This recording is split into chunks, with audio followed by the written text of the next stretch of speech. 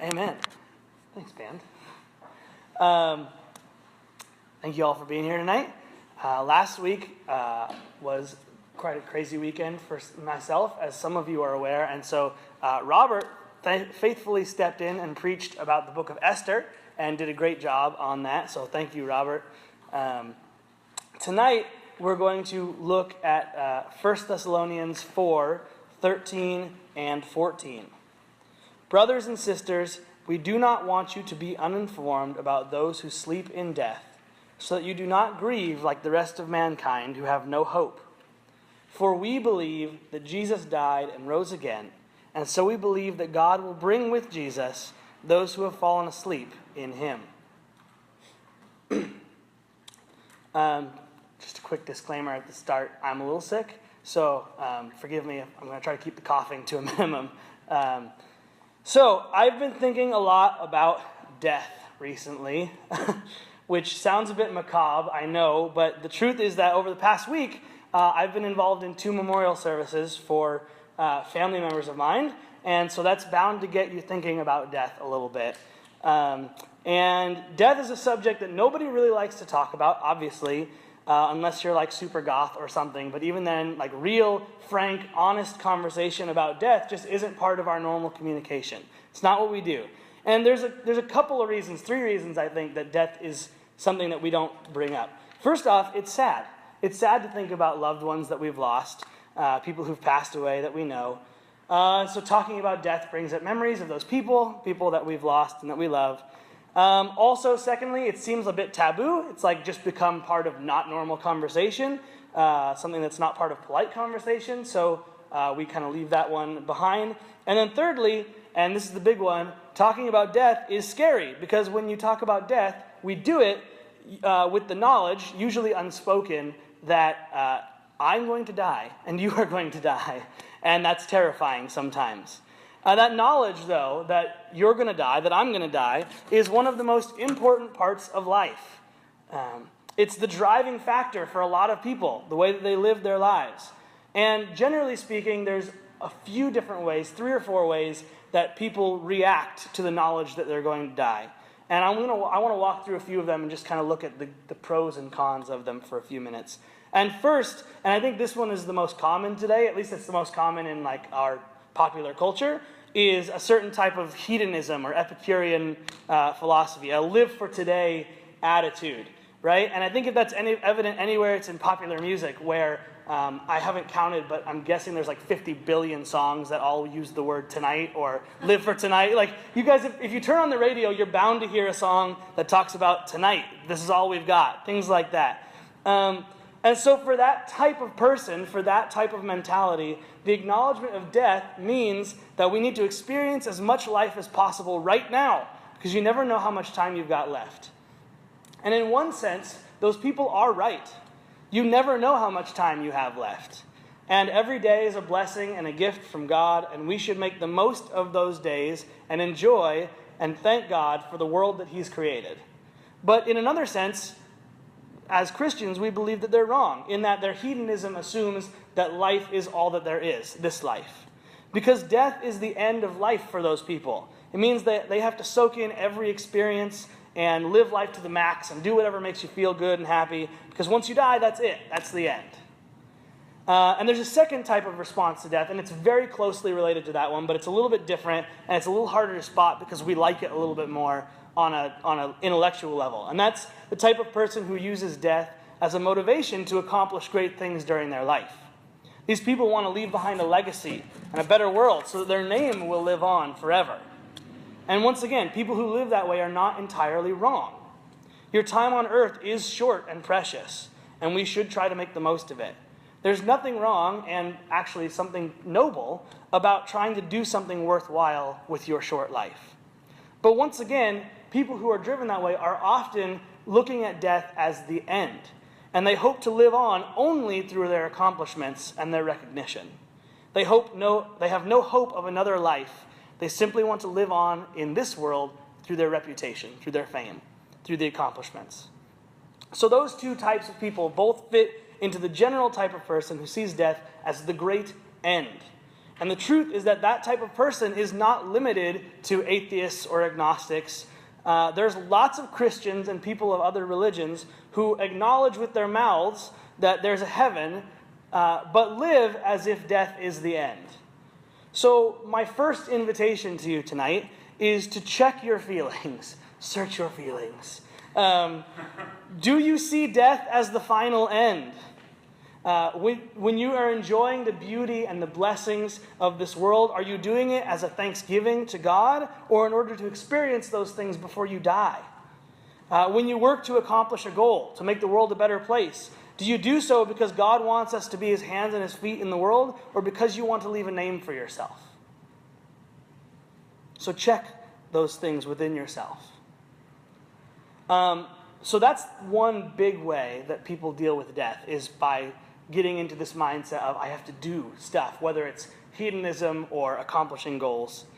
The other big way of dealing with death is the person who tries to ignore that topic as much as humanly possible and doesn't take the time to deal with it ever. So I don't know if any of you have had this experience. Maybe it's limited to just me, but as far as I know, it's not. But I can remember vividly the first time that I really understood or grasped for a moment the truth that I was mortal and that I was going to die. Is that registering with anybody? I was terrified. I panicked. I freaked out, and I turned away from that thought as quickly as possible to think about something else. I didn't allow myself to think about it because it was frightening, and I seized up. And for people who have a legitimate and honest recognition of their mortality, that's usually the first response, as far as my understanding goes.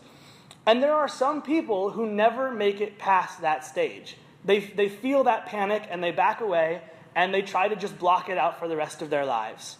But the truth is that if you don't ever face your mortality head on, then you never be able to fully live.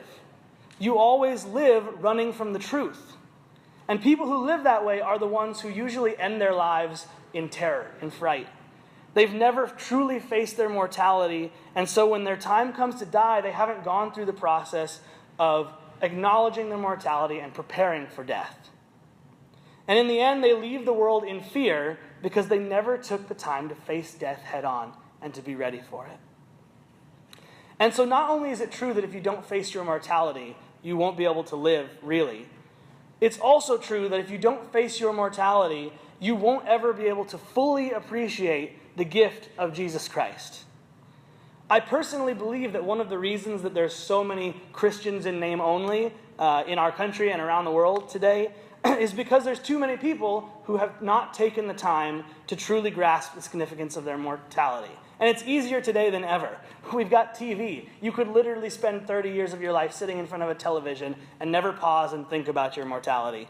And it's not just TV, of course, but it's easier today, I think, than ever before to just avoid the thoughts and the struggle of coming to grips with your life and your death. But only when you truly embrace that death is not the end for those who believe, then you can really understand the gift of Jesus Christ. You have to embrace that death is something you're going to go through. And then you can understand the complete joy that comes from knowing that there is something beyond that and that we have a grace that's been given to us. So the final and the best way to deal with the reality of your own death, you can ignore it, or you can live hedonistically, or you can try to accomplish as much as possible in your short time. And there's things to be said for a couple of those things. They're not all bad. But the best way is to face it head on. When you have those terrifying thoughts of knowing that one day you'll die, it's okay to be scared, but don't run away from that thought. You have to allow yourself time to sit in it and to grieve the reality of mortality. If you do, then what happens is death loses some of its fear. It loses some of its power over you. And once you come to grips with the terms of your own mortality, the truth of it, then return to the passage that we're reading this evening. Paul writes in 1 Thessalonians 4:13, "Brothers and sisters, we do not want you to be uninformed about those who sleep in death, so that you do not grieve like the rest of mankind who have no hope." Because it's hopelessness that leads people to live like there's no tomorrow, to feverishly accomplish as much as possible in the hopes of leaving a legacy behind. And it's grief and hopelessness that cause people to ignore death and their own mortality at any cost, so that they never prepare themselves for the end of their life. So Paul says to the Thessalonian church that we do not have to grieve and be hopeless like the rest of the world. And why? It's verse 14, the next verse. For we believe that Jesus died and rose again, and so we believe that God will bring with Jesus those who have fallen asleep in him. Jesus died and rose again. In those 5 words is an entire world of paradox and joy and confusion and love. Those 5 words change everything that we know about death.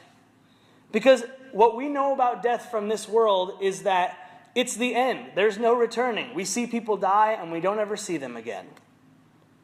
And up until Jesus, the idea of life after death, of resurrection, was ridiculous. The idea that someone's life, their body and their soul could return from the dead was a crazy idea, and it remains a crazy idea when you really think about it.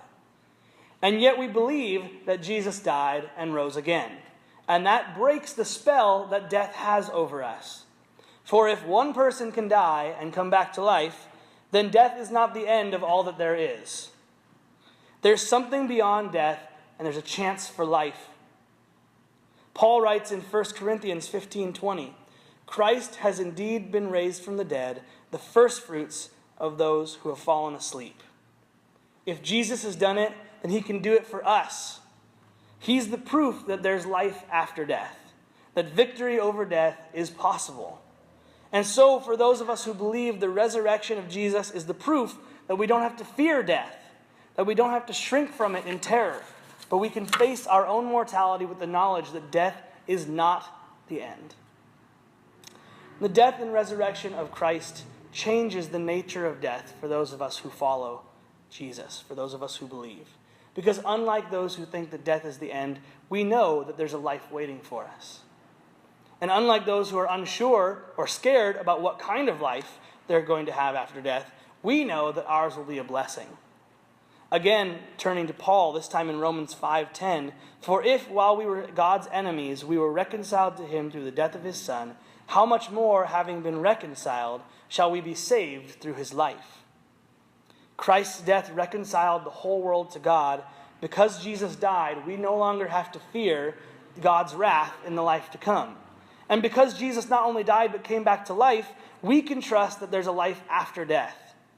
That we have been saved from hell or non-existence or whatever you're worried about beyond the grave. So my hope for you tonight is simple. If you've never taken the time to pause and sit with your mortality and come to terms with it, do that. It's hard work and it's unpleasant work at first, but you can't live an honest life until you've done that, until you've stopped and faced your own mortality. Death is a part of life, and each one of us has to face up to that reality. But once you do, or if you already have done that, then know this: Christ died, and yet he lives.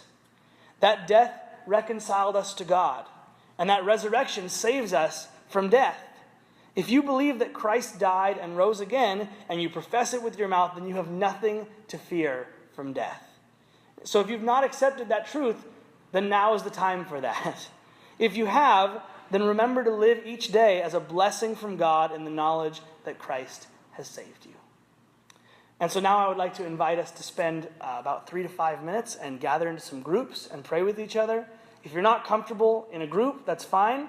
You can use our prayer and confessions boxes. I'll be up front. You can raise your hand and I'll come pray with you. Or you can just sit and pray silently. But I definitely recommend getting into a group of 3 or 4 people and spending the next 5 minutes in prayer.